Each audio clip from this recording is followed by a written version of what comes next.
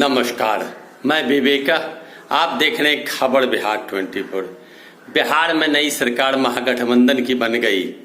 विपक्ष के नेता तेजस्वी यादव विधानसभा में थे और विधान परिषद में राबड़ी देवी विपक्ष की नेता थी। लेकिन अब चूंकि सत्ता पक्ष राष्ट्रीय जनता दल हो गई, तो विपक्ष की कुर्सी खाली होने पर अब भारतीय जनता पार्टी के सामने यह बड़ी मुसीबत खड़ा हो गई कि विधानसभा में विपक्ष का नेता किसे बनाया जाए। चूंकि 77 विधायक का समर्थन भारतीय जनता पार्टी को है और विपक्ष के नेता किसे बनाया जाए।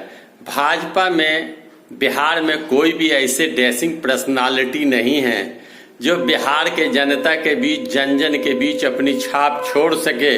ऐसी परिस्थिति में अब भारतीय जनता पार्टी के सामने मुसीबत यह है कि विपक्ष के नेता की कुर्सी किसे दी जाए। कई नामों की चर्चा चल रही है, लेकिन अंततः जो सूत्र के हवाले से जानकारी मिली है कि पूर्व मंत्री नंद किशोर यादव को विपक्ष का नेता बनाए जाने की बात पर सहमति बन रही है। नंद किशोर यादव ही ऐसे व्यक्ति हैं जो तेजस्वी के कार्यकलाप का मुंहजोड़ जवाब देकर खुलकर विरोध करके सरकार को कटघरे में खड़ा कर सकती है। जिस तरह भारतीय जनता पार्टी और जदयू की सरकार थी, तो तेजस्वी यादव ने विपक्ष का नेता होकर पुरजोर सरकार का विरोध किया। अब तेजस्वी यादव और नीतीश कुमार के काट में विपक्ष के नेता मजबूत होने चाहिए, लेकिन नेता विहीन भाजपा के सामने यह समस्या है कि किसे विपक्ष का नेता बनाया जाए।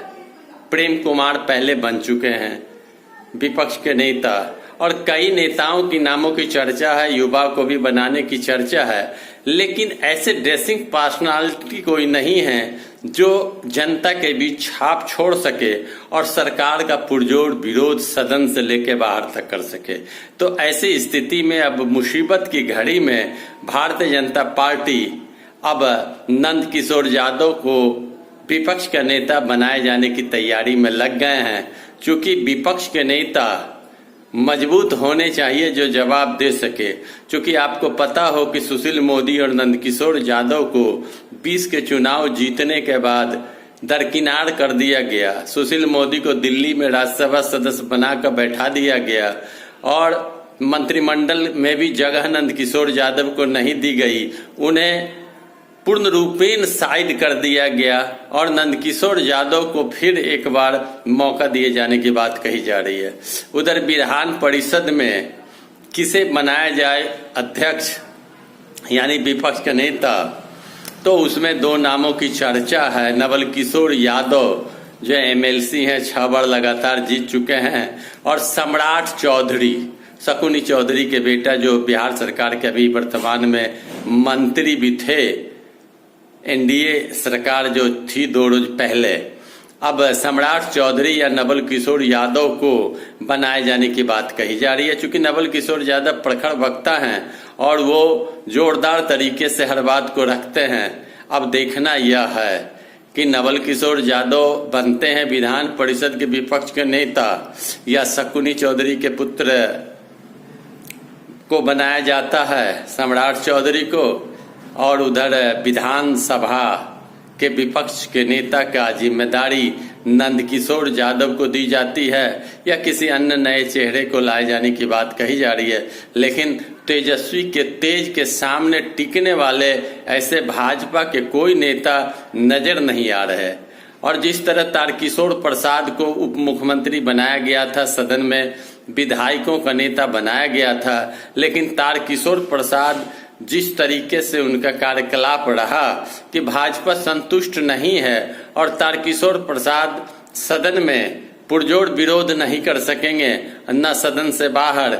इसलिए तारकिशोर प्रसाद पर दाव लगाना भाजपा के लिए गलती होगी, ऐसा भाजपा का मानना है। और नंदकिशोर यादव को अगर बनाया जाता है तो नंदकिशोर यादव पुरजोर विरोध कर सकते हैं, यह चर्चा है। नेता विहीन भाजपा इतने साल से सरकार में रहने के बाद भी भाजपा में कोई ऐसे नेता नहीं है जिनका चेहरा पर दाव लगाया जा सके। यह बड़ी विडंबना भारतीय जनता पार्टी के सरकार के लिए है। चूंकि भारतीय जनता पार्टी अकेले तो सरकार बना नहीं सकती, उनके पास चेहरा नहीं है। अब मुसीबत हो गई कि सरकार से बाहर हैं, तो अब किसे नेता बनाया जाए, यह चर्चा जोरों पर है और नंदकिशोर यादव पर लगभग मुहर लगनी तय मानी जा रही है। मेरा वीडियो अच्छा लगे तो लाइक करें, शेयर करें, कमेंट करें, सब्सक्राइब करें मेरे चैनल को। धन्यवाद।